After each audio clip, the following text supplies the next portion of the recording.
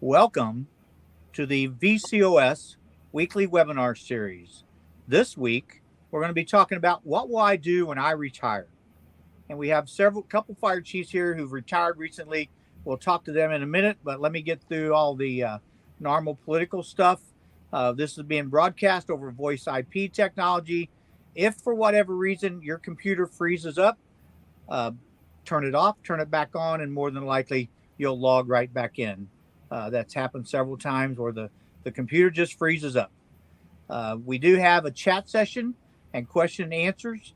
We don't really have any handouts for this presentation, but if you want to chat, I will be monitoring the chat and the question and answer session as we go through this scenario. This will be a panel kind of discussion. You're not going to get PowerPointed to death. What does the VCOS do? Well, we just finished Fire Rescue International in Dallas last month, and we got Symposium in the Sun coming up in November. VCOS monitors legislation and a variety of other things that you can see there on the screen. If you're interested in a presentation on leadership, on marketing, on how to improve officers, the VCOS has several programs available to you. Two of them are there on the screen, Beyond the Hoses and Helmets, and then Membership and the Leadership Collaboration, which is a labor management style program. So I encourage you to send me an email, and we'll get you lined up with the appropriate people to try to get something scheduled for you on that. I'm sorry, I'm recovering from a cough, so sorry to cough once in a while. Technology Summit's coming up in December. If you're not concerned about technology, you're really going to be behind the curve, because technology is really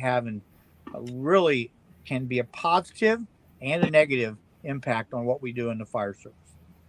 We do have an exclusive offer from VCOS's partnership with Vector Solutions to get into their training management system, and don't have to pay for certain things, don't have to pay the registration fee to get in.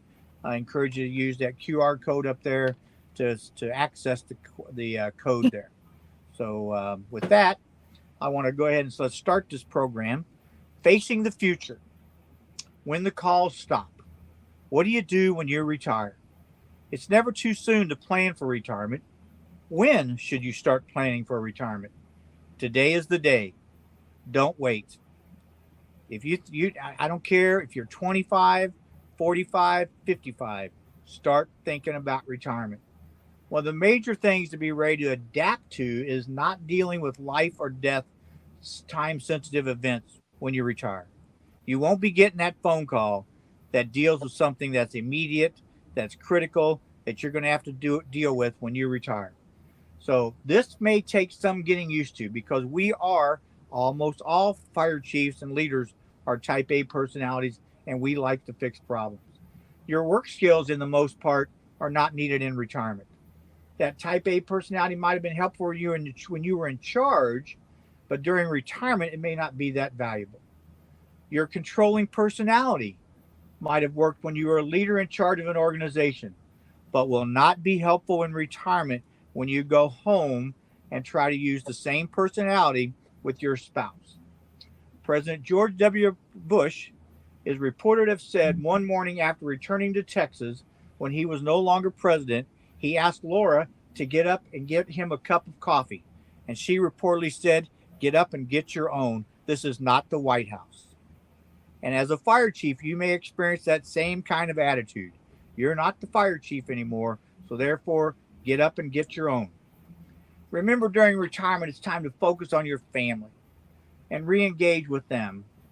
We have all missed so much that you never knew many things that were going on in your family's lives. So this is a unique time to re-engage with family and friends.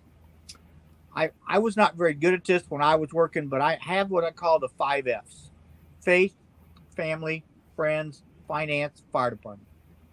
When you're working, faith, family, friends, finance, fire department. Those change daily based upon things that are going on in circumstances. Priorities change with the 5 F's. But my relationship with my wife, Leslie, suffered because I was not very good at balancing those 5 F's. After being retired for about a month, and we were eating dinner at home one night, when I remarked to Leslie that we ate dinner together more in the last 30 days than we did in the previous 25 years. And she said, I agree. It was true. I was not home, whether I was doing the International Association of Fire Chief stuff, working for the State Fire Academy, I was not home. So today we're going to discuss retirement planning and what to do after retirement with two chiefs who recently retired. Chief James Grady from Illinois and Chief Joe Chornock from Maryland are our panelists. Chief Grady, would you introduce yourself to our attendees? Good afternoon, everybody. My name is Jim Grady, and I'm just outside Chicago in the Fire Protection District, was Frankfurt Fire Protection District, and I was with them a little over 40 years. And then I retired and was off for a short period of time. And then I had the great opportunity to be asked to be executive director for the Illinois Fire Chiefs Association. And I will tell you, it came along at the right time. It just filled that gap on when you're waiting for the phone to ring. As everybody tells you, you will be busy after life, but there's a period there where it's a cool down period. Just retired from the Illinois Fire Chiefs. I'm actually at their conference yesterday, today, and tomorrow. So I'm back visiting individuals. And we're going to talk about this later on, but I will tell you, and I will try to explain it better. When I left Frankfurt, the timing was right. Everything was in place to pass it on. When I left the Illinois Fire Chiefs, the timing was right. But it wasn't right for me internally because I actually am having more of a separation anxiety from the Chiefs Association than I did from the fire department. So maybe that's the personalities. As John said, we're all in that, a personality type thing.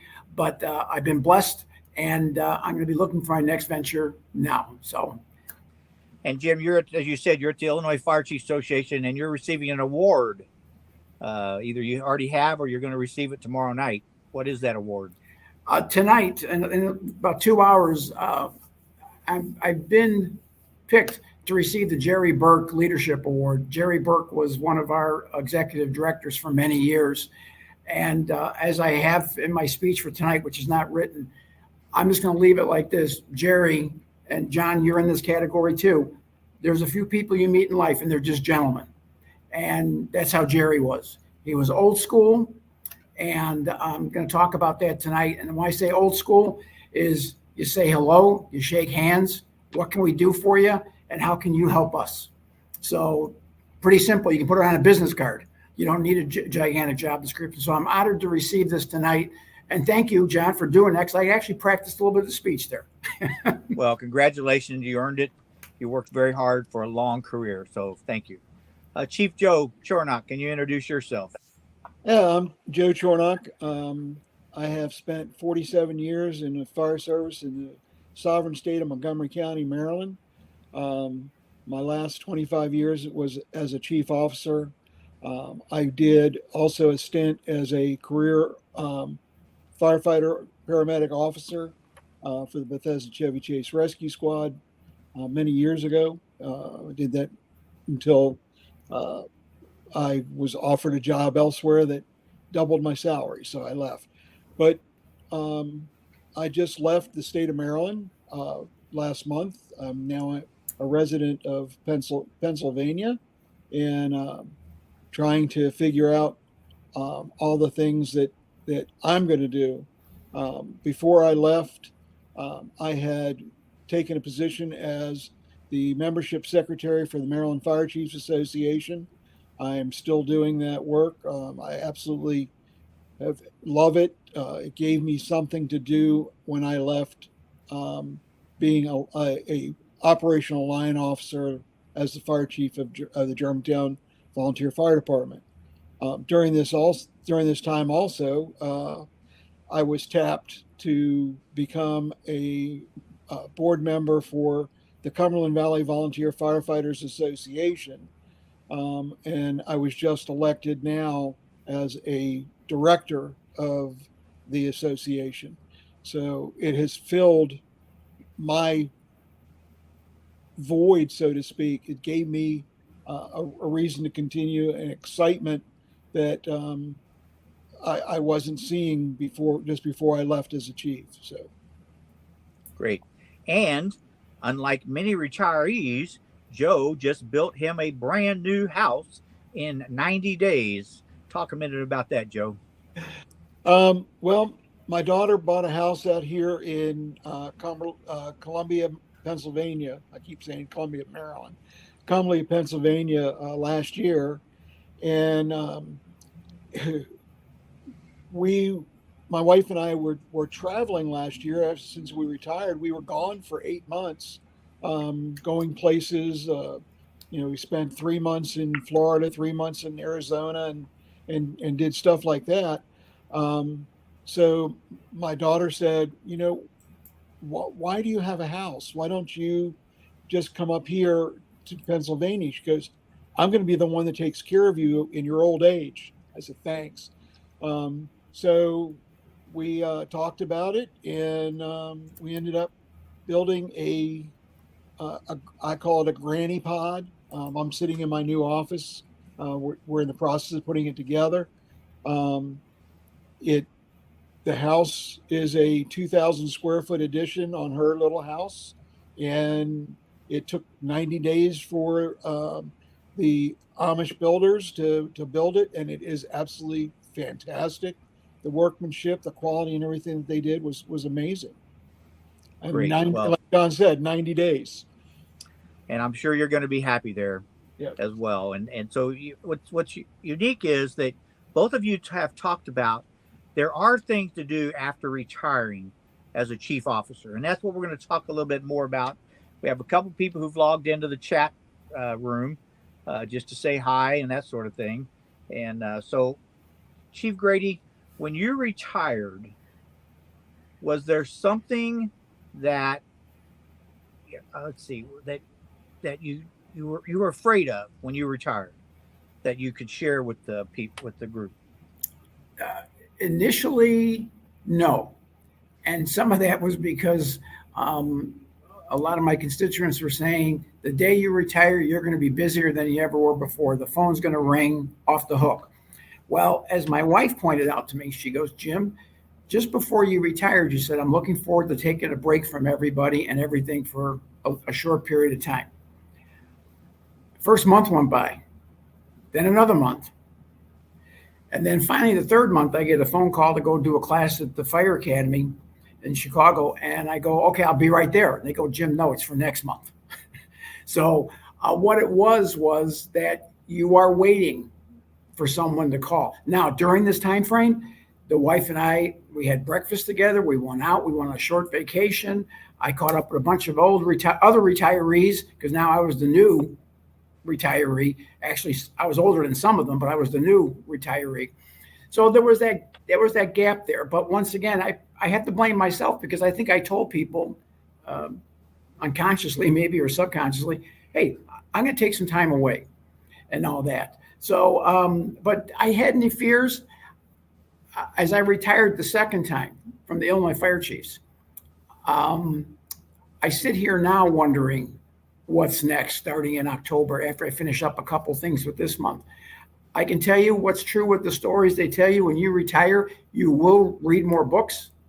You will sleep a little later. You will watch more TV. And we're going to talk about really the good things that we get to do, like with our grandkids and all that. But for me, the Illinois Fire Chiefs came along at the right time. It was a blessing. And being back today, only being gone a short period of time, it is wonderful to see all the Chiefs and all that I haven't seen in a long time. And the other thing is when I was as a director, that was during COVID.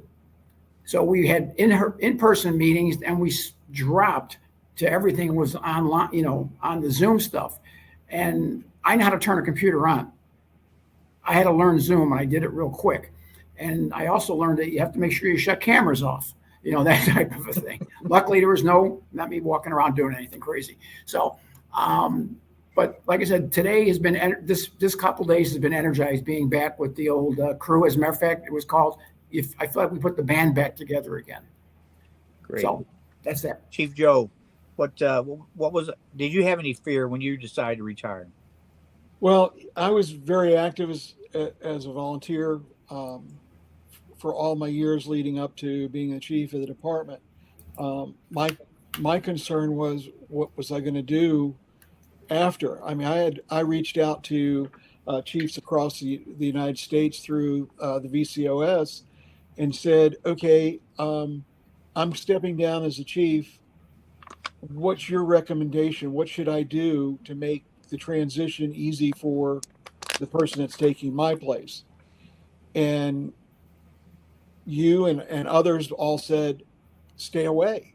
You know, you need to give that person the ability to function, because if you're there, people are going to, if they don't like what daddy said, what do? They go to mommy and ask, what, for answers. So the thing was that I actually stayed out of the firehouse, which for me was a very difficult thing. I actually turned around and talked to a couple friends at another department that I had belonged to when I was a kid and asked, should I come back?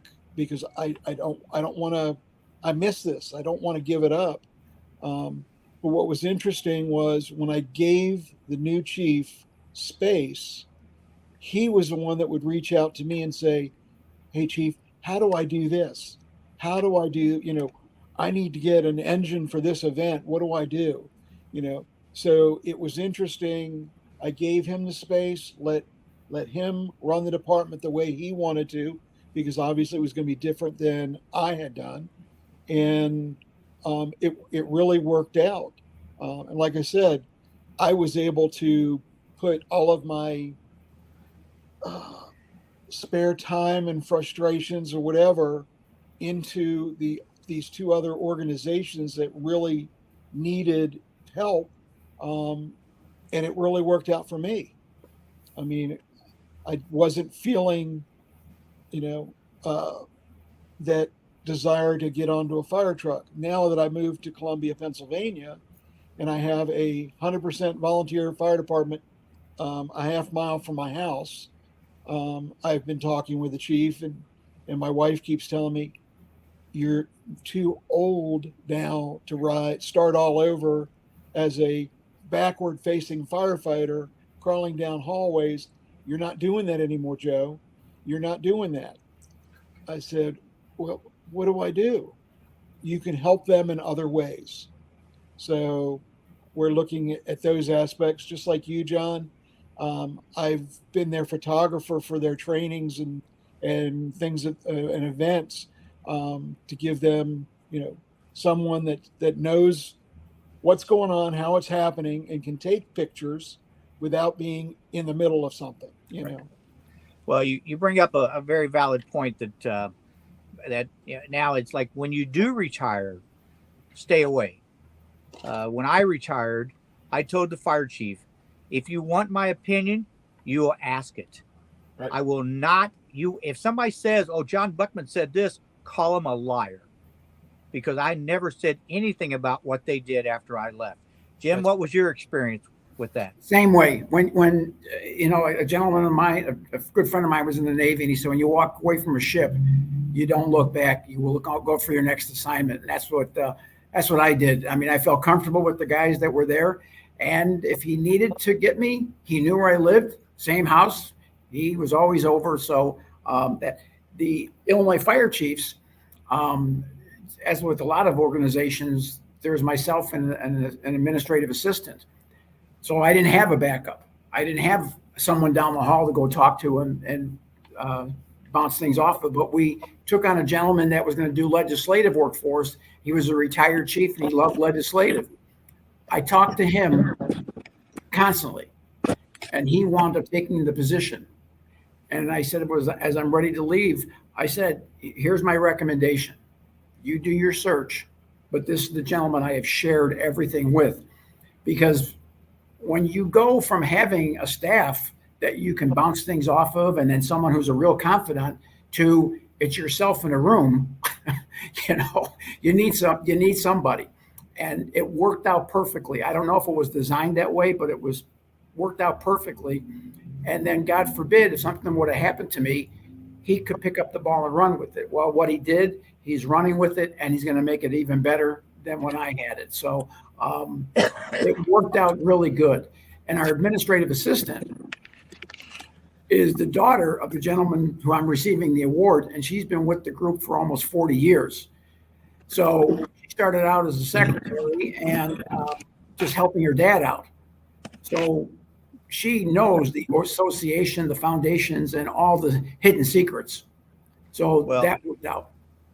Joe, if you haven't looked at the chat, a friend of yours from Jeremy is from Burtonville Volunteer Fire Department, lifetime member. So Yeah, he's in the chat. So yeah, we just private chatted for a second, all and right. I So saw that he was there. Jim, you made a statement that I think is a key thing, is that the guy who replaced you is going to make it better than you had it. And if you are jealous or envious or you don't like that, you're going to have a problem. Can either one of you talk about that emotion? Well, I think our job in life is to leave it better for the next person. And we want our kids to be better than we had it. We want our firefighters and our officers to have it better than when we had it. And, that's mentoring, that's setting the foundation, and then letting them go. And, you think about it, and we all went through this back in the day.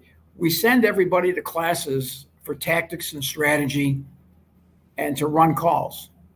And then we showed up and we ran the call until one day when the light bulb went off and said, why am I sending these 12 people to school?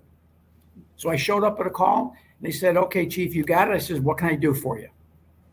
And, so it's those examples or those things that we learn in life, but it's very simple. I want my children and grandchildren to have a better life than I have. I want the chief, the new executive director, to be better. So I don't have to I'm not the guy that has to be in the front of the picture. I'm part of the picture. That's how I would look at it. Right. Joe? Chief, yeah. One of the things I learned from this guy named John Buckman was that I needed, when I went into this position, from day one, I needed to be thinking about who was going to replace me in retirement. I was going to leave this place better than I found it, but I also had to get it to the position where the transition would be better to do. So from day one, I started looking at who are my officers, who is going to be the next chief officer, who's going to be the next fire chief, and tried to work with them to get them into that position so that when I left, I knew that I wasn't leaving it with a void that I got it, that there was actually personnel that could be moved up to fill the new positions. Well, thank you. And I think so. So to move this one forward, it is about thinking 5 years down the road. Who's going to replace me, and how do I help them replace me to make it better than I could make it? And if your ego gets in the way, then you're doomed to failure in retirement, because you will become angry when that person exceeds your expectations because you're jealous. And that's not what retirement should be about, as both of you have said. It is about you did as good as you could do for the time that you had, and now you passed the torch, just like Muhammad Ali said to Michael Spinks, I am the greatest, but you are the latest. And that is really, that you think about that. Here you had two of the best sports people in the world. And that was what Muhammad Ali said to Michael Spinks in one of his last public appearances. I am the greatest, but you are the latest. And go forth and do good things. And Michael Spinks did. And and so it's the same thing with the people who are going to replace you. I may have been the greatest, and that's really egotistical to say, but the guy who replaces me is the latest, and he has a chance, or she has a chance, to be the greatest as well. So I think that's some pretty good advice for our people: is don't let your ego get in the way. Let people be successful. So Joe, uh, being retired is working out the new normal in our lives. Joe, what is the new normal in your life? Oh my gosh, it's well, um, I still have a part-time job that I'm working.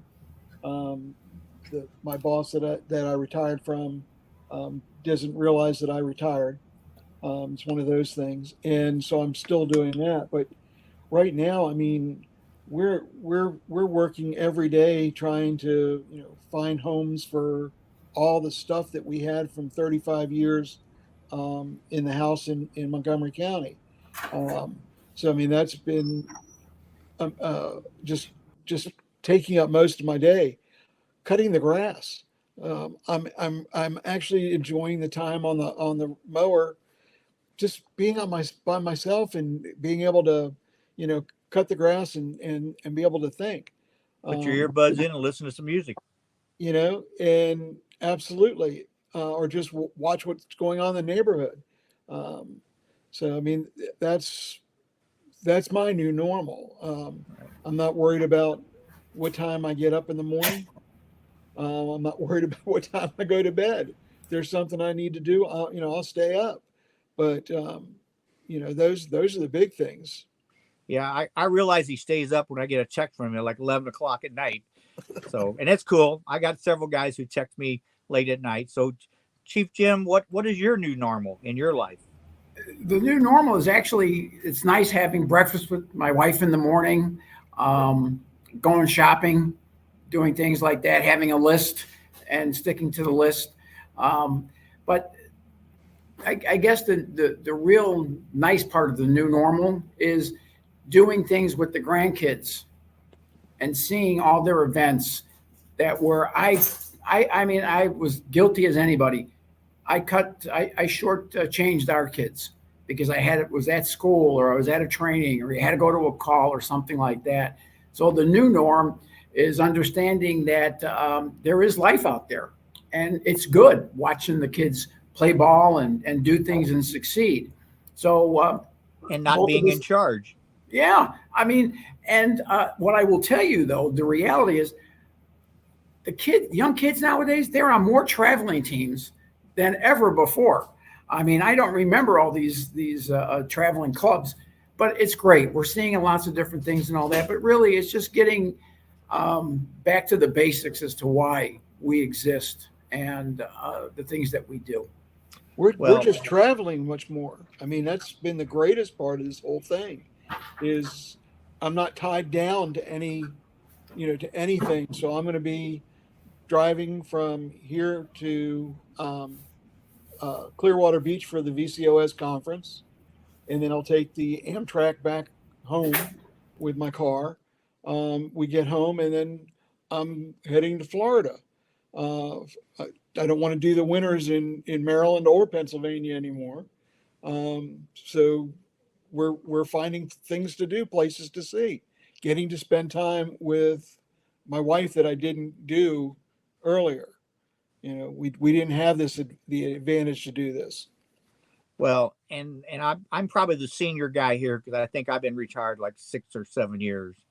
Yeah. And one of the things that our financial advisor, and I know we're not talking about money, our financial advisor just asked me, John, what are you doing? You're not spending any money. You're not having any fun. And that's why we just came back from Alaska. That's why while we were in Alaska, we had all the flooring taken up in the house and all new wood flooring put down. And Leslie came home ecstatic. She loves it. We went and bought a new bedroom suit yesterday. And it's like, okay, so when you retire, that's the time to, as Jim, you've said it, Jim, you reinvest in your personal self and your family and the things that your family likes to do. So that would be one of the things I would say is, you know, yes, we worry about money and that's a long-term issue, but look at a financial advisor to get them to give you advice on how to make good decisions and spend some time doing that. Anything else on that issue? All right. So the new normal. So have either of you picked up a new hobby since retirement? Well, I just went ahead and got my senior lifetime fishing license for the state of Pennsylvania so that I can go over by 3 Mile Island and do some fishing up there, some boating. Um, that's on my to-do list this coming spring and summer would be to spend some time wetting a line someplace. And you really weren't a fisherman before retirement. Oh, I was, but I didn't have time to do it. Yeah. The only time I got to do it was when we went on to vacation to Deep Creek or something like that. I have all the gear, but I didn't get the opportunity to, I was either on a call, I was at the firehouse, or, one of the kids, I worked for the high school for 21 years as assistant coach and athletic trainer. So my time was full. I can't imagine how I was able to work a full-time job and do all the things that, we did. Right. Jim? You know what? Not really. Not really. Because of the back, I can't play golf. And besides that, it's gotten too darn expensive to play that game as compared to what it was. But I have a saw in my garage, the table saw that my son gave me. I'm coming up on 3 years, so I have it out, and I'm going to start using it and making little things here and there. But I guess they're not a hobby, but I really enjoy going to the kids' gatherings, especially the grandsons. He's in flag football now, and they have a great time. And we have the youngest granddaughter starts college. Her basketball season is going to start up. She's a junior out of Indiana Northwest, John. All so. right. And my middle granddaughter graduated from Purdue Northwest. So I got, 2 Indiana transplants there for you. But and then, Joe said it earlier, the wife and I, we've done a little bit of traveling here and there. And some of it's just been on the spur of the moment, which is nice to do. But I guess, I'm reading more books than I've ever read before. And I've always liked to read. So my hobbies are, I'm going to try to utilize this free time to do whatever I want to do. Well, and you guys both know me. I read a lot every day, constantly, and I'm going to put a pitch in for Billy Goldfeather and Frank Leib's book on 30 fires that you must know about, and it's very, very interesting. You can see I'm not even through with it yet, but you see a lot of my notes because our firefighters do not understand how we've injured and killed firefighters over the years because they don't know the history of Keokuk or Hackensack or Worcester or, any of those kind of things. And I mean, I'm reading about 3 training deaths today. Pennsylvania Fire Academy had a training death where the face piece major malfunction. Today, kids are going, my face piece, it's not going to malfunction. Then you go look, you get them to look at it and go, you see all those little scratches and all those little abrasions? You think that impacts the safety of that mask? Well, no, it's fine. Wrong. They don't understand that. So I'm with you on the reading, and you don't have to buy books. Okay, in today's world, you can rent books over the internet. You can buy books, audio books, a variety of things. So you don't have to go broke with books. The other thing that I do is I buy a lot of books that are like closeout books. I just got this book here in the mail for my granddaughter because she loves horses. And here is this great big book, $10, $10. And so if you watch around, you don't have to spend $50, $75 for a book. You can look for good books. But we all agree reading is a good way to spend your time. And it doesn't have to all be fire service books. It can be novels. It can be thrillers, those kind of things. I like reading about sports. Even though I never watch sports a lot, but I've been watching a lot of sports. So and television, yeah, I try to spend 2 hours a night. And Leslie sometimes she knows she makes me mad when she comes downstairs, and I'm in my 2 hours, babe. This is my 2 hours of my private time. I'm not working. I'm not doing anything. I'm just sitting here reading or just whatever I want to do. And she'll come down, got a question for me or something like that. And so, I don't get mad at her, but you know what I'm saying. So anything about your free time that you guys spend time doing? He sends her to Texas so he can get that free time. Well, yeah, she leaves for Texas tomorrow. 2 weeks. 2 weeks. So it's the cheapest vacation I'll ever pay for. So, okay, so neither one of you got any new hobbies. So, Jim, you've already relayed a little bit about your daily schedule routine, about having breakfast with your wife. Anything else that you do sort of like on a daily basis? Yeah, yes, we've gotten real good going to Anytime Fitness. I had to stop for a bit because I had knee surgery, but I was going to my own PT, so that was good. And then I had a problem with the back, and so I would go like Monday, Wednesday, Friday for the knee, Tuesday, Thursday for the back, and then alternate the following week. So I had the private sessions, I guess you would say. But I just would like to get back into walking. But we would just, where we live in Frankfurt, we're able to walk 2 blocks and we're in the downtown area. It's a nice downtown setting of a small community, and that. So, but the new norm is just still getting used to the new norm, and that. But the thing I do miss is with COVID. What happened is a lot of the speaking and teaching at the community colleges and at the universities that stopped for the most part because it went to the professors, and I'm good with that because that's their job.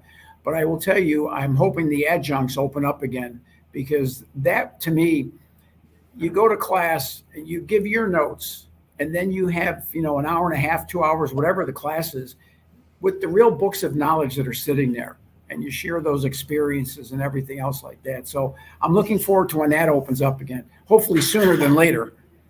Yeah, John, Joe. Yeah, I have a thing I wanted to throw out there. I mean, we're looking at people that are talking about retiring after 25, 30 years or more of service. We've got to find something for these people because they're a wealth of knowledge, and they've got to be able to share this what we've learned with the young guys coming up. Um, I've seen so many fire chiefs prior to my leaving that when they left, they were gone. There was nothing. Um, and one of the questions that Chief McHenry once brought up to me was, he goes, what do we do with old fire chiefs? I mean, we've got to be able to get some of the knowledge from these folks. How do we go about doing that, John? I mean, these guys are getting ready. The ones that are on here probably retiring in the next year, 5 years, whatever. They've got a lot of experience that they need to be able to share with others. How do we do that? Well, I think that and Jim and I have had this conversation. He was not a big Zoom person, as you already said, and I love my podium time. I was just in Old Forge, New York, this past week, and did a 45-minute keynote address. But this right here is the future. Mm-hmm.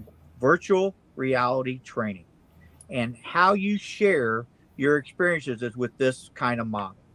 And I think that the VCOS can help do that because there is so much to be learned, and that's why we've been very successful. I was never a fan of panel discussions, but we've been very successful in having panel discussions instead of having you guys come on and do 10 PowerPoint slides, and then then we'll take questions from the group. So we have these kind of open-ended discussion with questions that I may have told you about before, and sometimes I didn't. But I think that's Jim or Joe. That's the part for both of us, mm-hmm. is look at how we can bring people together and talk about experiences, talk about the big fire, talk about as the fire that maybe you almost killed somebody, injured somebody. That's that kind of thing. Well, Dave just asked a great question in the chat, and I think he's hitting on a really good point. We don't know how long we're going to live after retirement. Obviously, if our time is short, we wish we would have retired early. The thoughts on retiring, on early retirements. You know, a lot of us, like John, you said earlier, we have to start thinking about our financial future, not when we're getting ready to retire, but 10, 15, 20 years earlier, so that we're able to retire at an age where we can do things, still enjoy life, and have the money to last us. So I mean, yeah, that I think Dave's question was really a good one. Um, you know, So we do have Mario O on here. She is he or she. I'm sorry, assuming wrong. Mario. Financial advisor to members of Local 2068 in Fairfax County for the past 18 years.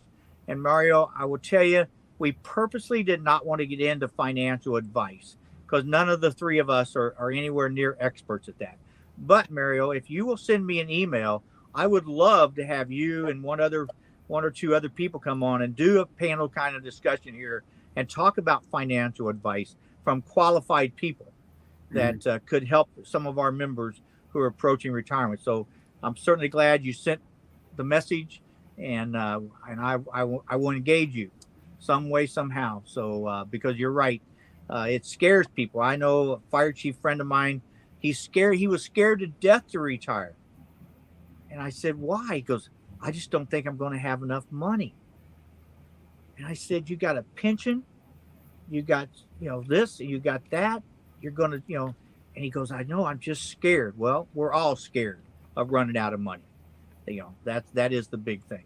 So so Jim, did I talk to you about the daily schedule? Yes, sir. Okay, all right. So now here's the big question. I'll go to Joe first. Do you have any regrets about retiring? No, because it opened up so many additional doors and things for me to do. I don't at all. The pressures of being the fire chief, getting those phone calls at 2 o'clock in the morning that an ambulance or a fire truck was just involved in an accident and you've got to go out and do those kind of things. No, I'm really good because, like I said, I've put myself out into other venues and ventures that give me the what I needed, I guess. Yeah. Well, you say it, and I'll come to you, Jim, in a minute. But you say about that phone call at 2 o'clock in the morning. Can you imagine that you're the governor of the state of Maryland when they call you and tell you This bridge has collapsed because a tug ran into the bridge, and you're going, "Oh yeah, no big deal. It's too," and then you turn the TV on and you go, "Oh my God." Yep. So those are the kind of calls, not to that level that we've all received, but we've received calls like that of like, "You're kidding." That was your first reaction when they told you this has happened or that's happened. Jim, what about you? Any regrets about retiring? No. Actually, I feel when I left Frankfurt, it was at the right time. The gentleman that took over for me started as a cadet, watched his whole career go. I was very confident with that. And what I don't miss is the negotiations and the things that can we get past this and that type of thing. The other thing was I had a friend of mine. He retired before me. I said, "Ted, you're retiring." He goes, "Jim, I want to leave when I still like everybody." And I'll tell you what, I took that philosophy, and there's obviously, you like more people than others, certain people than others, but I wanted that because that was the place where my heart was for many, many years, was through the full transition, volunteer to career and everything in between. And it was a big team effort. So let's leave on the high note. So, no regrets. The Illinois fire chiefs came along at the right time, leaving at the right time. If I have to question, maybe that was, but yet the right person was there. I felt right doing it. And now it's time to move on to the next phase. And I think that's how we're driven. Okay, what am I going to do next? And even if it's just fishing, I want to enjoy fishing and be the best fisherman, or make a clock, or teach, or whatever it happens to be. But no regrets at all. I actually very comfortable with those feelings. And like Joe said, you'd lay in bed, and even if you didn't have to go to that ambulance call, but then 20 minutes later, your phone rings and you pick it up and you go, "Hello, Chief." You hear that. Well, and the deer ran into an ambulance. I go, okay. And then 2 weeks later, it happened again. Okay. You can't change the route. Or when you're getting up in the middle of the night and it's 30 below zero. I don't miss that. No. Okay. But yet, I will tell you what's weird. And I live pretty close to the firehouse. I hear the sirens more now than I've ever heard before in my life once I retired. And I know that sounds crazy because I haven't moved and it's the same sirens, but it seems like, okay, they're going out more. And it's just more in tune with it and all that. But regrets, John? No. Right, great. And I got to put a plug in here, and I'll say this for the VCOS.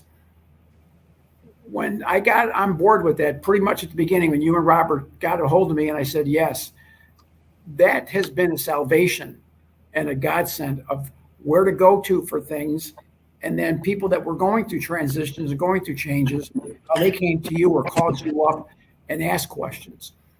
And now to this day, I still keep in contact with people that we've met through VCOS, Montana, Wyoming, places that normally would have never been, but because we got together and they had something happened, now they have an outlet. And I'm not the only chief that has that. There's many of them.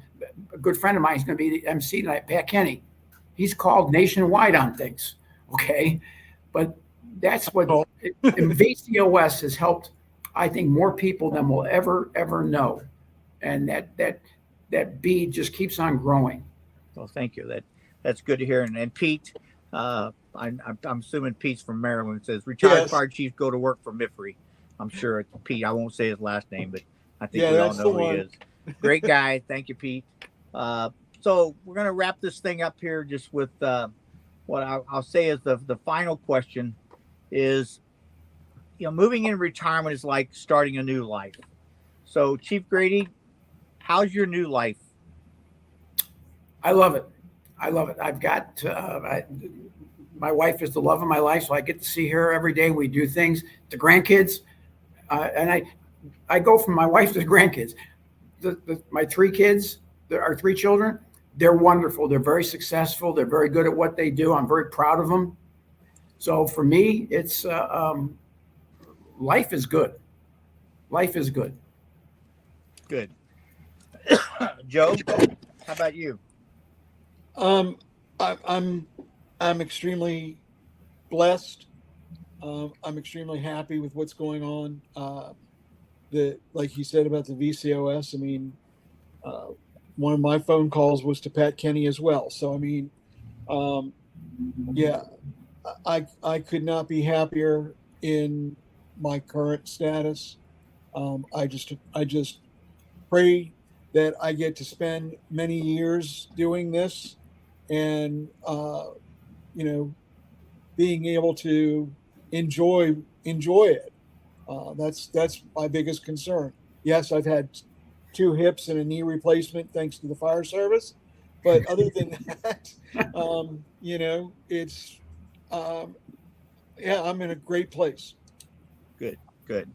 Well, I do appreciate your time, and just one of the guys just made a comment about our Hawaiian shirts. Well, Joe and Jim had their Hawaiian shirts on, and they had me go get my Hawaiian shirt out of the closet so I could do that and join the crowd. Let them know these are from the VCOS. These are from Symposium in the Sun. Yeah. And so if you're not registered for Symposium in the Sun, you better be getting registered because there's not very many seats left. Yep. But we're going to close this thing out here. Mario, I did screenshot your note, so I got your email address at mario@eldonstreetfinancial.com, and I will get an email to you so we can make a connection about doing a webinar on finances and retirement. And if we want Jim and Joe to join us and one or two of your other friends that maybe do, I have a guy in Indianapolis that does financial advice as well. career firefighter, but the financial advice is financial advice. So there could be 4 people right there that we could do one. So Mario, I will be in touch with you. I do appreciate everybody who came on today. I think we had 100 people registered. I think we probably had about 30 people do the live part. It has been recorded. You will get an email with the recording. We hope you share it on your social media accounts, because we want to get the word out, and we hope that you will sign up for any and all future webinars that the VCOS does. So with that, I'm going to wrap this event up. I was going to say wrap this baby up, but we're going to wrap this baby up for today. And thank Joe and Jim for coming on. Thank Jim, you. congratulations on getting your award tonight. We'll all say we'll all help clap whenever you get that. You're very deserving of that. So with that, I'm going to log off. Our host will log us off here, and Okay. you all take care. You too. And God bless each and every one of you. Thank you, and stay safe, everybody. Yep.